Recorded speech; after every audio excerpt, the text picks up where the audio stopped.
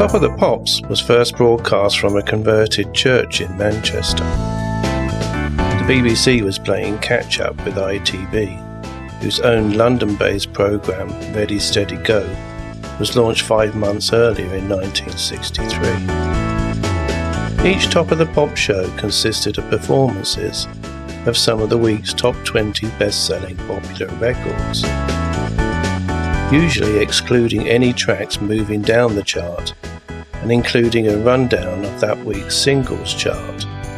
The very first Top of the Pops was broadcast on a Wednesday evening at 6:36 p.m. and was introduced by, you guessed it, Jimmy Savile. The show's other lineup of DJs included his alleged partner in sexual abuse of boys, Alan Fluff Freeman, and the more respectable former Radio Luxembourg DJ, presenter and actor Pete Murray and David Jacobs, not to be confused with the Beatles solicitor of the same name.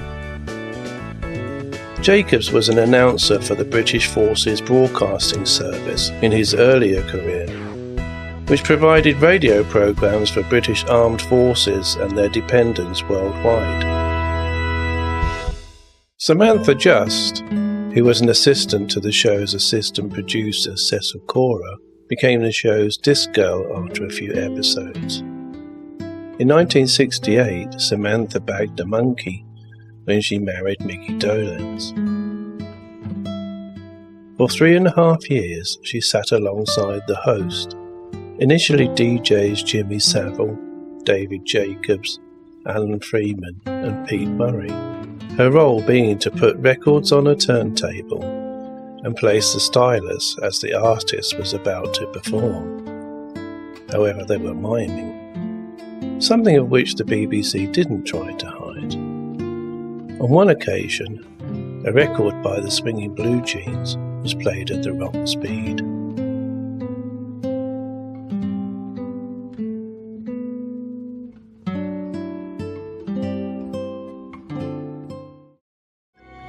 The BBC hired Savile, thinking he was what they needed to fill the gap in the trendiness in the lineup of their presenters of teenage targeted shows. I always thought he was a creepy old man stupidly and falsely trying to be young and with it, which is the expression at the time. The first artist to appear on Top of the Pops was Dusty Springfield. The first band to appear on the show was the Rolling Stones, who had just reached number 13 in the charts with I Wanna Be Your Man, written by Lennon and McCartney, as most people know. It wasn't particularly one of Lennon and McCartney's better songs, but rather a throwaway tune that Ringo sang on the group's second UK album, With the Beatles. Well, you couldn't really have a married man like John Lennon singing I Wanna Be Your Lover Baby, or have Paul's parent-friendly, doe-eyed, wholesome image tarnished by him singing the line on the Beatles' A-side single. They were still at their innocent I Want to Hold Your Hand stage in 1964. Best leave singing about wanting to be a girl's lover to the more raunchy Rolling Stones, as per their bad boy image.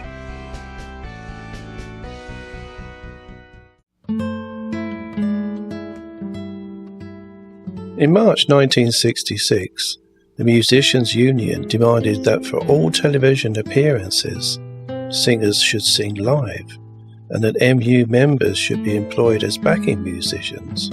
As a result, Johnny Pearson was hired to conduct an in-studio orchestra to provide musical backing on selected performances, beginning with the 4th of August 1966 edition. Later, vocal group The Ladybirds began providing vocal backings with the orchestra. This change in format came as a disappointment to some of the artists who appeared on the show. The Miming band brought about a major deviation from the original intent to stick to the original hit record version of each song. Not only were the Musicians' Union forcing live performances by artists, but they were also limiting the number of live performances made by foreign, mostly American acts. So special promotional films had to be created for acts like Sonny and Cher and the Byrds, for instance. Initially, the Musicians' Union ruled that miming on Top of the Pops and other BBC programmes with musical performances was to be banned, and subsequent performances should feature re-recordings of the backing tracks, with all musicians who appeared on the recording having to appear on the show. This was intended to protect work for musicians, but also meant that being a Musicians' Union member was in effect a prerequisite for appearing on Top of the Pops. It quickly became apparent that many groups weren't much good at performing their songs live in the TV studio. So a compromise was reached. A studio band would lay down a new track behind the vocals, and some instrumental music was played live by the show's in-house orchestra, conducted by Johnny Pearson, while the artist mimed and pretended to play their instruments.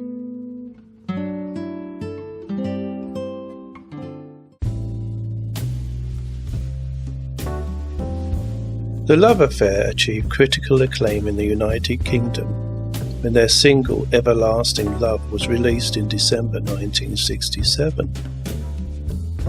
The single reached number 1 in the UK singles charts on February 3rd, 1968, after securing extensive radio play and advertising. 3 versions of the song were recorded. The first featuring the group playing on it was dismissed, and following 2 takes a final version was released with a 40-piece orchestra conducted by Keith Manfield, plus a rhythm section. The session musicians included Clem Catini on drums, Alan Parker on guitar, Russ Stableford on bass, and a group of backing singers comprising female singing legends Madeline Bell, Kiki Dee, Leslie Duncan and Kay Garner. The success of the Love Affair's single, Everlasting Love, one of the greatest songs of its era in my opinion, came at a cost when, during an appearance on paedophile Jonathan King's ITV show, Good Evening, King said to the band, "You didn't play on the record."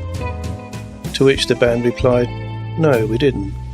Only lead singer, the 17-year-old Steve Ellis, performed on the single."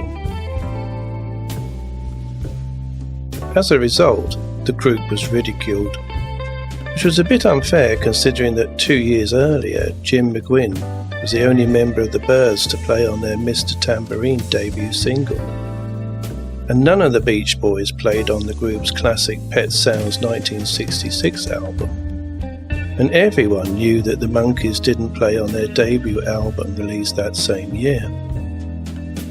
The Wrecking Crew being the group of session musicians who played on all of those records. The majority of pop music fans bought a record because of its sound, and weren't bothered if the group didn't play on the recording.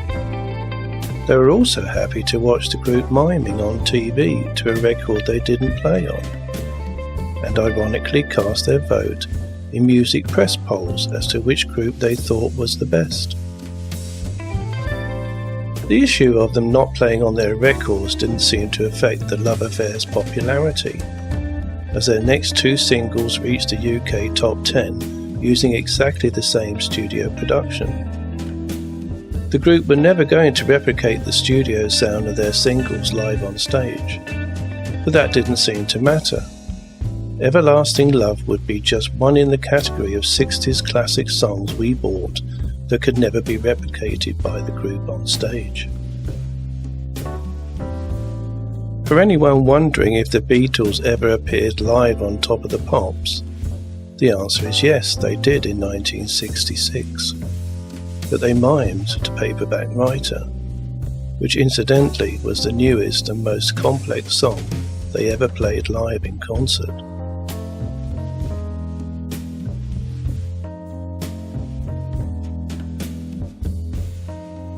Dame Janet Smith was appointed by the BBC to lead an inquiry into the corporation's connection to the sexual abuse committed by Jimmy Savile.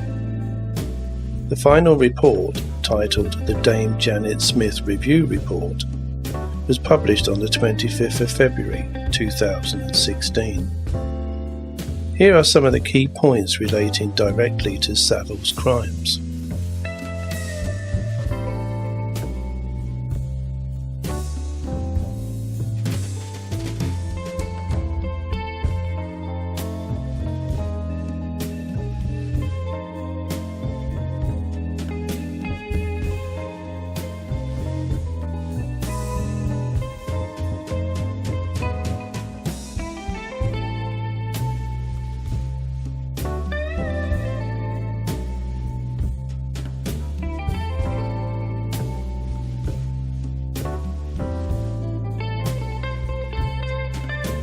Groups and singers miming to their records and pretending to sing and play was an obvious and harmless pretense.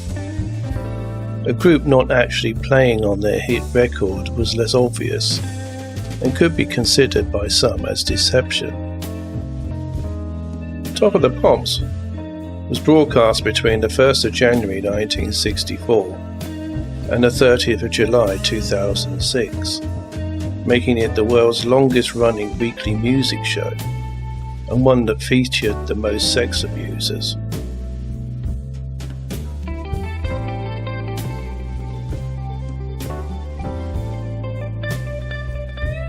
Inviting an underage teenage audience to a TV studio to watch their favourite pop stars perform and allow them to fall prey to a monster is what the BBC did for decades, and goes beyond manipulation and deceit and into the realms of pure evil. Savile was selected, well connected, and as such was protected, which is how he escaped punishment.